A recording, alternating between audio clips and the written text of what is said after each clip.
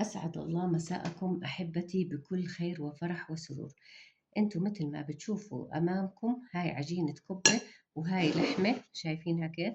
هاي لحمة وهاي عجينة كبة جهزتها عشان أعمل الكبة، وقرصت كم من قرص، بس حبيت أعمل أمامكم كم من قرص. وهاي عبارة عن نشا وطحين، شايفين كيف النشا بضل يعلق تحت، بضلوا كل شوي كل فترة وفترة بتحركوا. شايفين كيف أحبتي؟ بحط على أصابع من النشا. ليش النشا؟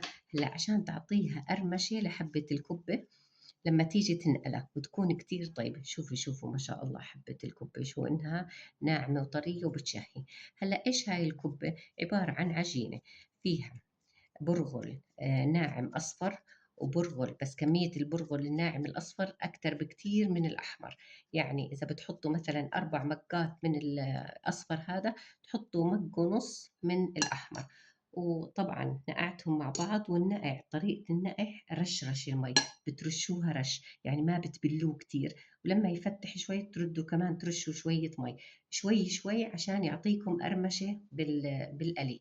هذه الأشياء اللي بتخليها تقرمش لحبة الكبة. شايفين كيف أحبتي؟ حطيناها وعملناها لحبة الكبة.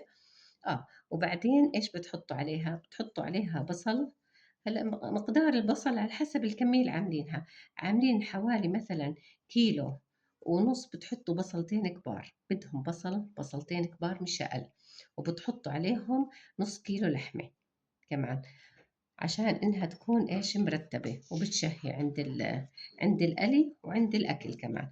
وبالنسبة للبهارات اللي بتحطوها على الكبة، إيش هي البهارات؟ فلفل أسود وملح طبعا وكمون وبهارات مشكلة. هاي اللي أنا بحطها. في ناس بتحب مثلا تحط نعناع ناشف، هذا إشي يعني كل هاي الأشياء أذواق بترجع لكم. في ناس بتحط إشي تاني، تحط مردقوش، بتحط أشياء. هاي يعني كلياتها أذواق شخصية بالنسبة للبهارات. وبعدين أحبتي مثل ما أنتم بتشوفوا هيك، شايفينها كيف عبيناها لحبة الكبة. بتحطوها مثل هيك، حبيتوا تفرزوها وهي أفضل إنها تنحط شوي بالفريزر قبل ما تنقلي. بحطها بالفريزر قبل ما تنقلي وبعدين بقليها. والحشوة طبعا هي عبارة عن لحمة وبصل بس. والعجينة هاي زي ما حكيت لكم، اللي هي بصل وبرغل نوعين، وبحط عليها عند ما بدي أعجنها كمان معلقتين نشا عشان تقرمش. زاكي النشا معلقتين صغار، ومعلقة كبيرة طحين بحط عشان تتماسك كتير منيح وتكون مرتبة. وهيها ما شاء الله مثل ما انتم بتشوفوا، وبتشهي القلب. وحطوا عليها معلقتين كمان زيت عشان تعطيكم النعومة. هاي شايفينها كيف ما أنعمها وما أحلاها.